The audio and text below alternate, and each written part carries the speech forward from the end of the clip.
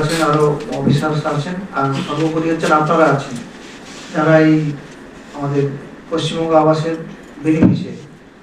তো একটা আমাদের মাননীয় মুখ্যমন্ত্রী আজকে উদ্বোধন করলেন, ওনার হাতে আজকে যে সেকেন্ড কিস্তির টাকা আমাদের সমস্ত যারা বেনিফিশিয়ারি আছে তাদের অ্যাকাউন্টে ঢুকে যাবে, যারা এলিজিবল বেনিফিশিয়ারি আছে।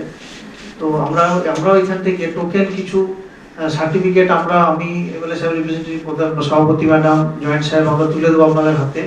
আশা করবো এই যে টাকাটা ঢুকবে এটা কিন্তু আপনারা বাড়ির পেছনেই খরচা করবেন। অতীতে এর আগে অভিযোগ এসেছে যে টাকা পেয়ে আমরা সবাই দেখুন আমাদের প্রত্যন্ত এলাকা সবাই মোটামুটি আর্থিক দিক দিয়ে গরিব, কেউ বড় লোক নয়।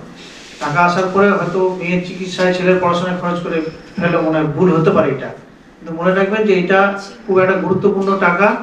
আজ যাই করুন নিজের মাথার ছাদটা অন্তত ঠিকঠাক আগে করুন, ওটা হলে অটোমেটিক বাকিগুলো হয়ে যাবে। বিবিজেরাম যে এখন থেকে চালু হয়ে গেছে, ফলে আপনারা রোজগারের অসুবিধা হবে না, ওখান থেকে হবে। কিন্তু এই টাকাটা যে পারপাসে দেওয়া হচ্ছে সেটাই যেন আপনারা খরচ করেন না।